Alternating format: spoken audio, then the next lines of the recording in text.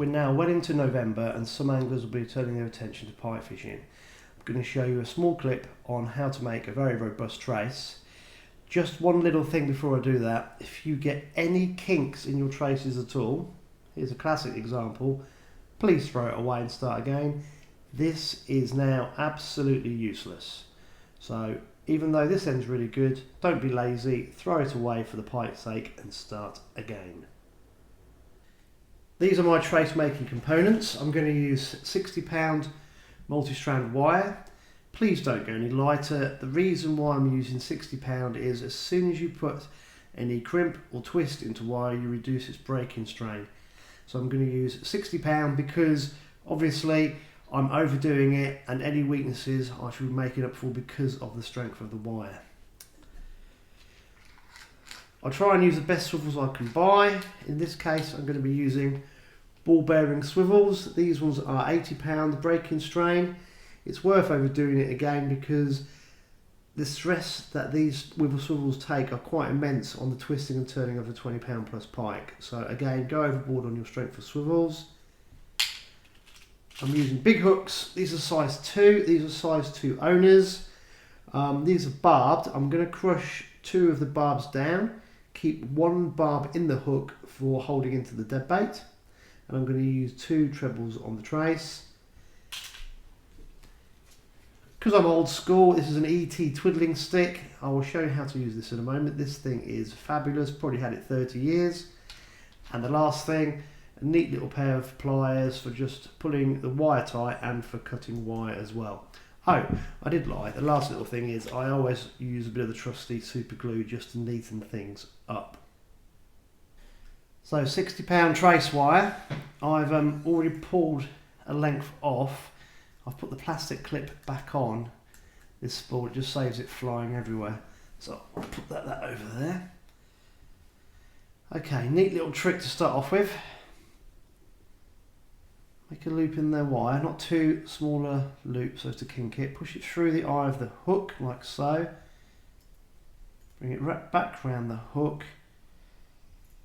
Pull it tight and then what I do is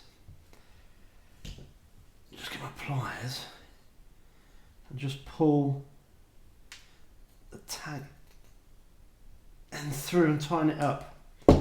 That way you get a really tight join to start off with and we can start from there. Now, next thing you need to do is twist the wire the correct way. Do not twist it back against itself so it opens up. You've got to twist it with the grain of the wire, which the way it is twisted on itself. So you need to check that out. Make sure you've got good eyesight. You'll know if you do it wrong the wrong way because it will start to unravel. Use your twiddling stick. Keep the trace part tight. It saves it kinking. And as you can see, it's starting to turn. I'm not quite happy with that yet.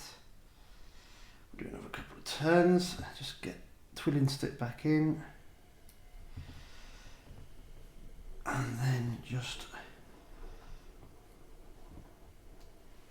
twiddle away. Spin the wire upon itself. Cool, and that will hold. So the wire is beautifully straight. I've spun it back upon itself. I'm going to use a sharp pair of these braid scissors to cut the wire. And there we have it. That is rock solid. I'm going to super glue that just so that is stuck in place. So that's the start and that will be absolutely bulletproof. Okay, next step is to attach the second treble. So I've cut my trace to the required length that I need, plus I would say another 2 or 3 centimetres because I'm going to do a bit of twisting again.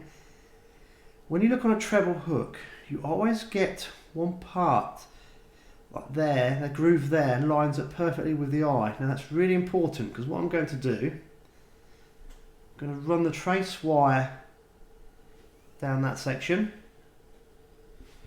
I'm going to space them out the distance I require them for my dead bait, so that's probably about the perfect distance apart. What, 10 centimetres, 8 centimetres?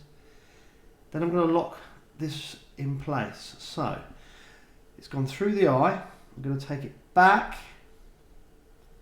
round itself and lock underneath. So I'm locking the wire through around one of the hooks. Now I'm going to carefully just go once, twice, 3 times, and then there's a little loop here on top of that section that I initially showed you. I'm going to shove the tag end wire through there without hopefully separating it all. Haven't done that very well at all. Just spin that back around. In fact, what I've done, I've frayed it, so the easiest thing to do is just nip a bit off. We'll do it again. Shove that through there. And then that wants to go through the eye. Now be careful not to kink the wire at this stage. So I'm going to push that through there. I'm not going to tighten it up yet. Push that through the eye. Careful not to kink your wire, because this is the bit that it will twist upon itself and you'll get a nasty little kink in it and you'll have to throw it away. So,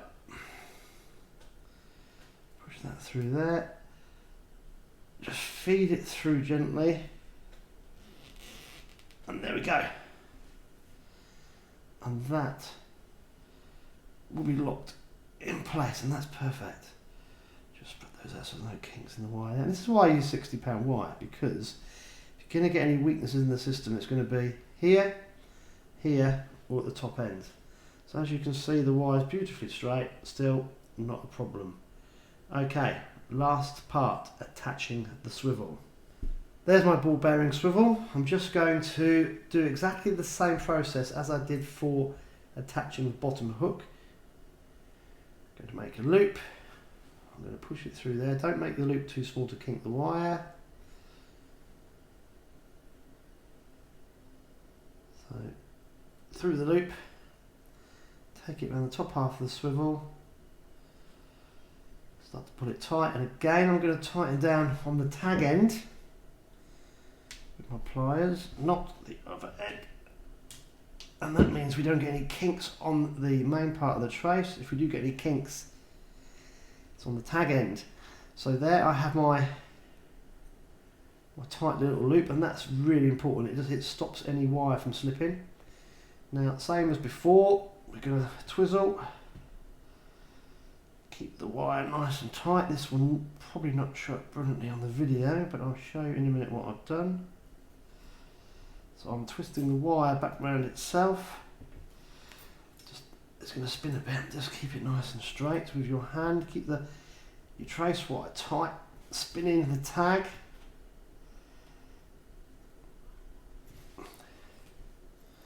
Let it turn. Let's do another couple just to be safe.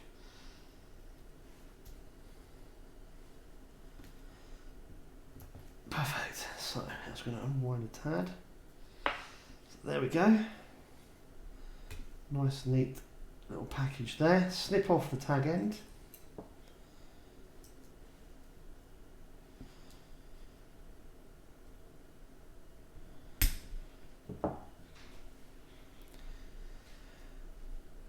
There's that one. There's that one.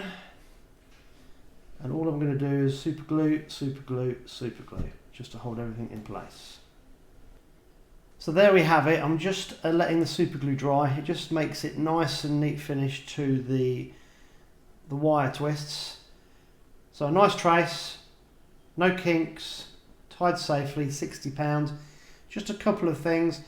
I've never used shrink tubing over the hooks or the swivel. I've tried everything over the years, and using the shrink tubing, it only hides if you have a problem with the twist or if you've got a bit of fraying going on. So I would steer well away from any using any type of shrink tubing, because you just can't see what's going on. It does give a nice finish, but it protects the woes of your rig. So I wouldn't bother going there. That's it for the rig tying, really. Very straightforward, very quick. Just be careful not to kink the wire as you're doing the twisting.